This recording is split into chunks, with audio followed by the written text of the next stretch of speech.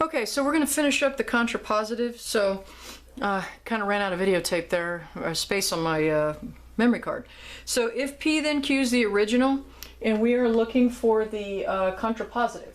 So when we look for the contrapositive is when we actually employ a combination of the converse and the inverse. So if the original statement says if P then Q, the contrapositive is not Q, then not P. Okay, so what I'm going to look at with my contrapositive here is my original is if the lines are parallel, that's the hypothesis in the original, then the alternate interior angles are congruent. Okay, so what you're going to do with that statement now is we're going to converse it and then we're going to inverse it. So let's converse it first. So let's do the converse first like we did on the last one. So I'm going to say, instead of saying if the lines are parallel, then the alternate interiors are congruent, I'm going to say if the alternate interior angles are congruent, I'm going to abbreviate angles here, are congruent, then the lines are parallel. Okay, I'm just using symbols to save some space. All right, that is the converse. But for the contrapositive, I need the converse of the inverse, or the inverse of the converse. So now I'm going to apply the inverse to this. So let's inverse it. If the alternate interior angles are congruent, I'm going to change it to are not congruent. Then the lines are parallel. I'm going to change that to the lines are not parallel. So I'm looking for the one that not only flips these two, but inverses them. So I'm looking for if the alternate interior angles are not congruent. So this is your only option. Then the lines are not parallel. So that is your contrapositive. Now going on here, let's look at the biconditional. Okay? When you look at a biconditional, remember a biconditional is the if and only if. Sorry, let me move this over a little bit. That's your if and only if statement. That's when the converse and the inverse are both true. Sorry, not the converse. The original statement is true and so is the converse. That's when you can write a biconditional. So when I look at this, I want to write a biconditional. You have to look for these key words, if and only if. If you don't see that phrase, it's not a biconditional. So let's look here. I see it there, I see it there, I don't see it there, I don't see it there, so these two are out. Now a biconditional, you just take the original statement and you put the if and only if in between them, the hypothesis and the conclusion. So this one says, if an angle has a measure of 90, then the angle is a right angle. This is simply just P if and only if Q. You don't change anything. You don't flip an order. You don't change the nots to is and the isn't to is and the don'ts to do's and all that stuff. You just put if and only if. So when we would say an angle has a measure of 90, if and only if it's a right angle. If and only if it's a right angle. So it's this one. What's wrong with this one? It starts putting words in there. It's changing it to like almost like an inverse. So that's a biconditional. That's all you got to do for the biconditional. So let's go to the next one. It says if two angles are supplementary, then they add up to 180. So my biconditional means I'm just going to basically take that statement and I'm going to substitute in, or I'm going to insert in an if and only if. So P happens if and only if Q happens. So I need to see something that says if two angles are supplementary, if and only if they add up to 180. Two angles are supplementary if and only if they do not. Nope. If two angles, yep. Remember, we look for the if and only ifs. Two angles are supplementary if and only if they add up to 180. Boom, there's your answer. And that's how you do the biconditionals. So on the last page of your review, you're looking at counter examples. And you remember we talked about counters, like if somebody's negotiating, we talked about a counter offer, like If you're trying to sell me your pair of shoes for 50 bucks and you say, I'll give them to you for 50, I'll give you a counter offer. I say, well, how about we go 40? Then you may give me another counter offer and say, well, let's go 45. So you're kind of countering, you're exchanging, you're going back and forth, you're kind of going against each other. In boxing, if someone throws a counter punch, that's a response to a previous punch thrown by the opponent. The opponent throws a punch, you throw a counter. A counter is you're going against. So what a counter example is something that shows the statement's not true, because sometimes we make a statement. The statement may be true for most situations, but not all.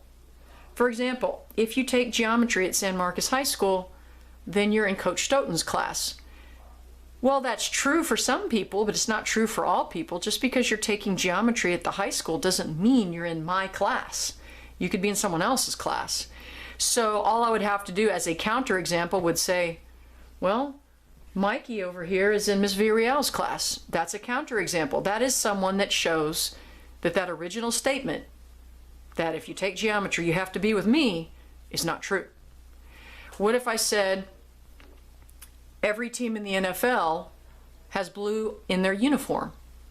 Well, you could say, no, the Washington football team, they don't have blue in their uniform, they're in the NFL.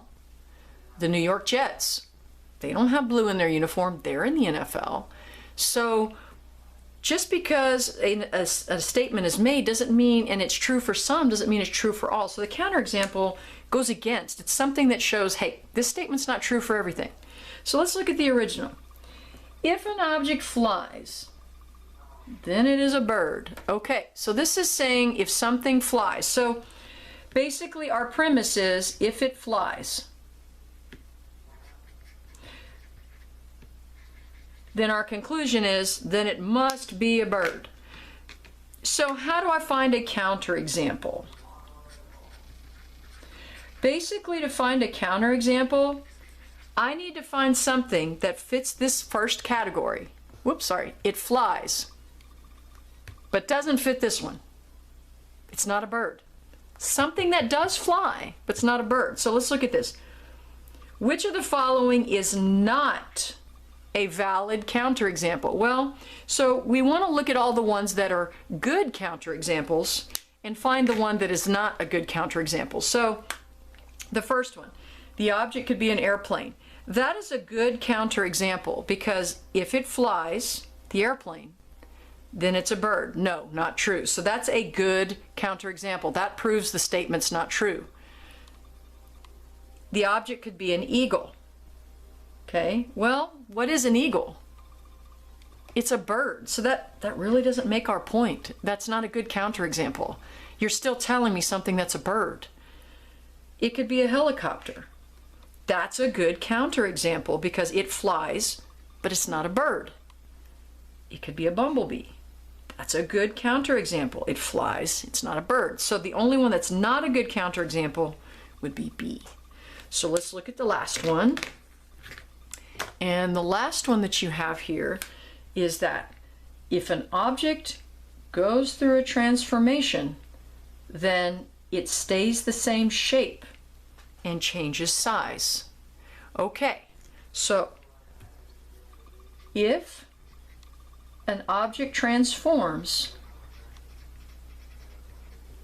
so that's what we have to look at first. If something transforms, then it stays the same shape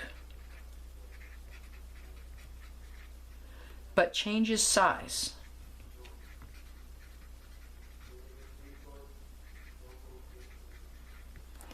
Okay, so I'm looking for something that does transform but doesn't stay the same shape and change size. So let's look at our transformations here, and you've seen these before. First of all, translation. A translation is a transformation. What happens in a translation? It stays the same shape and it stays the same size. So that's a good counterexample. It doesn't change size, so it makes the statement false. That's a good one. We're looking for the one that's a bad one. Okay, a dilation.